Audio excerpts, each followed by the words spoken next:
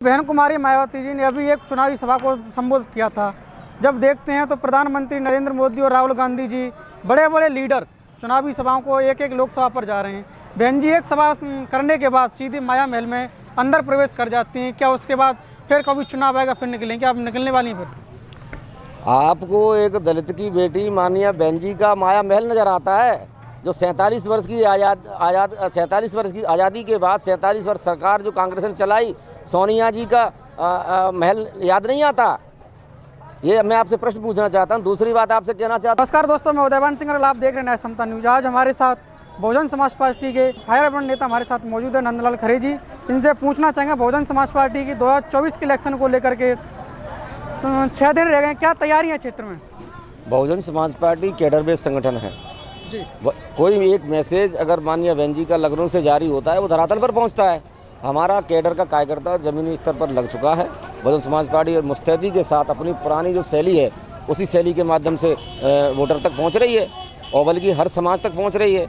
और आपको बताना चाहेंगे कि जो विगत विधानसभा चुनाव में जो शेड्यूल कास्ट का वोट डिस्टर्ब हुआ था जौरा विधानसभा के अंदर और जो अन्य विधानसभा के अंदर, वो वोटर पुनः लौटेगा और लोकसभा इलेक्शन में पूरी ताकत के साथ माननीय बहन जी के सम्मान में अपनी एक वोट को करेगा।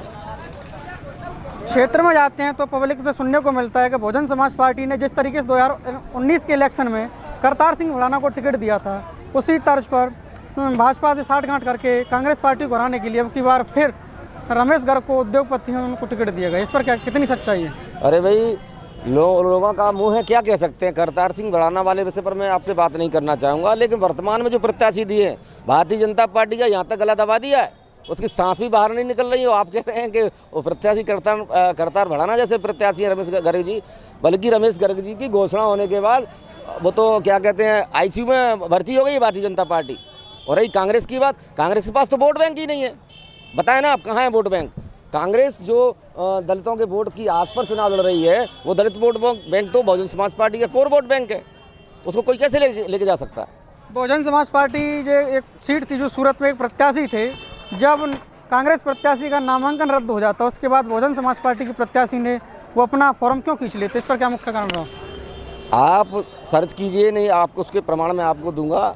हमारे प्रत्याशी पर वहाँ असामाजिक तत्वों द्वारा प्रेशर बनाया गया, सरकार का पूरा प्रयोग किया गया, उसके घर पर असामाजिक तत्वों को भेजा। क्योंकि शब्दावली का प्रयोग मैं इसलिए नहीं कर सकता कि आचार संहिता प्रभावी है, वहाँ पर उनको प्रेशराइज करके ऐसा किया गया।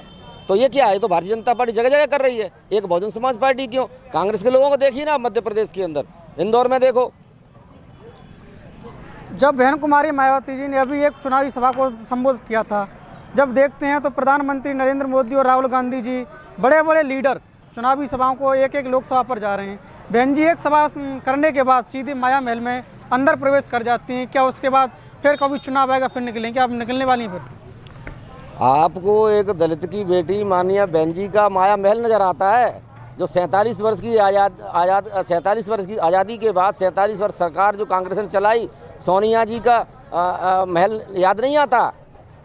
ये मैं आपसे प्रश्न पूछना चाहता हूँ। दूसरी बात आपसे कहना चाहता हूँ, ये तो जनसभा एक क्या कहते हैं रूटीन सिस्टम में इलेक्शन पीरियड में बहुत पहले 28 तारीख फिक्स हो गई थी, विगत 28 तारीख को जो माननीय बहन जी मुरैना में आई, आपने देखा सैलाब उमड़ा, मोदी जी की जनसभा फ्लॉप साबित हुई।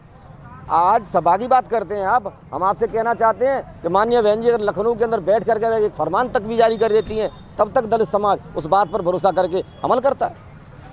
आरोप इस बात का भी लगता है कि बहन जी ने उसमें परिवारवाद चल रहा है, इस पर क्या कहेंगे?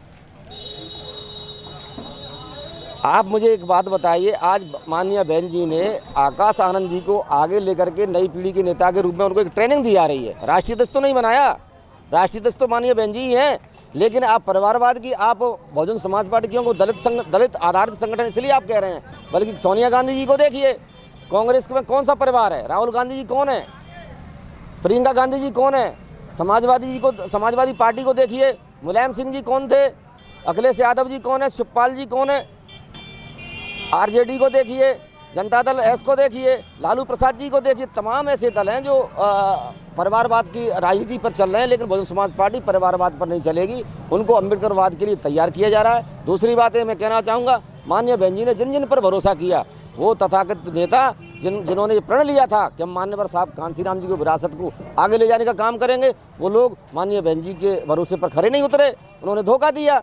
विगत विधानसभा चुनाव जो उत्तर प्रदेश के अंदर हुआ था, उसमें तमाम पार्टी का जो उनके अकाउंट में पैसा था उसको लेकर के शपथ हो गए, जो बल्कि वो विधानसभा उत्तर प्रदेश विधानसभा की तैयारी के लिए पैसा रखा हुआ था उसको लेकर के चले गए और तमाम अन्य दलों में चले गए। तो अब आज की परिस्थिति में भरोसा किस पर किया जाए? आज आकाश आनंद जी को देखिए, जब वो पहली बार मध्य प्रदेश में आए या उत्तर प्रदेश में उन्होंने टूर किया, अन्य राज्यों में किया, तो लोग ये कहने लगे, तो उनका मखौल उड़ाते थे, अरे ये बच्चा क्या करेगा, ऐसा करेगा वैसा करेगा। लेकिन आज उनका जो जो टैक्टिक्स है पॉलिटिक्स की, उसको देखिए आप किस तरीके का बहुत एक सटीक मजे हुए नेता के तौर पर वो बयान दे रहे हैं। ये आपको देखना चाहिए। आज एबीपी न्यूज़ पर उनको सुना गया, उनका इंटरव्यू भी आया, आज तक पर भी आया, आपने देखा एएनआई को उनकी बाइट जा रही है और बड़े मुखर तौर पर जब वो बोले, भारतीय जनता पार्टी को उन्होंने आतंकियों का संगठन घोषित किया, उन पर मुकदमा दर्ज किया गया। और भी ये बताते हैं, चर्चाएं मिलती हैं कि जो इंजीनियर रामजी गौतम जी हैं, प्रदेश के अध्यक्ष हैं, इंजीनियर रामाकांत पिप्पल जी जिला के अध्यक्ष हैं, दीपेंद्र बोध जी, इनसे चर्चाएं मिलती है। लोग बताते हैं कि इन्होंने साठगांठ किए, इन्होंने करोड़ों रुपए की हेराफेरी करके इस सबको अब की बार फिर बहुजन समाज को दलित वोट को साधने के लिए रमेश घर को टिकट दिया गया। इस पर कितनी सच्चाई है? अरे भैया प्रमाण सहित बात कीजिए। अब क्या हुआ क्या नहीं हुआ इस पर मैं नहीं जाना चाहूँगा। पब्लिक आरोप लगा रही है, बच्चा की तरफ उंगली उठाने को लेकर अगर लोकतांत्रिक तरीके से अगर जन आंदोलन की 1 तारीख घोषित कर दी ना लखनऊ से बैठ करके, उस दिन देश की कानून व्यवस्था संभल पाएगी। तो संविधान की तरफ तो तिरछी नजर रखने वालों को बहुजन समाज पार्टी समय आने पर देखेगी। रही बात, और भी मेरा एक लास्ट सवाल था कि लोग बताते हैं कि बहुजन समाज पार्टी डायरेक्ट नहीं दलितों का वोट इनडायरेक्ट भाजपा को दिलाती है। ऐसा नहीं है। बहुजन समाज पार्टी ने कभी भी मान्यवर साहब कांसीराम जी से लेकर आज दिनांक तक, जब 1995 में जब सरकार बनी भारतीय जनता पार्टी के सहयोग से, जब माननीय बहन जी और मान्यवर साहब कांसीराम दबाव में नहीं आए, तो अब क्या आएंगे? ये तो लोग बहुजन समाज पार्टी की बढ़ती लोकप्रियता को लेकर के, दूसरा क्या, देश के अंदर तीसरे नंबर का संगठन दलित संगठन एक भी नहीं है, बल्कि यही भारतीय जनता पार्टी कांग्रेस के लोग अन्य तरह के बाबा साहब अम्बेडकर के नाम से, मान्यवर साहब कांसीराम जी के नाम से तमाम संगठन बना करके बहुजन समाज पार्टी की शक्ति को कमजोर करना चाहते हैं। प्रथम दलित महिला प्रधानमंत्री माननीय बहन जी को बनने से रोकना चाहते हैं, जो उन्होंने उस समय बाबा साहब अम्बेडकर के सामने जगजीवन राम जी को ला करके बाबा साहब अम्बेडकर के संघर्ष को रोकने का प्रयास किया।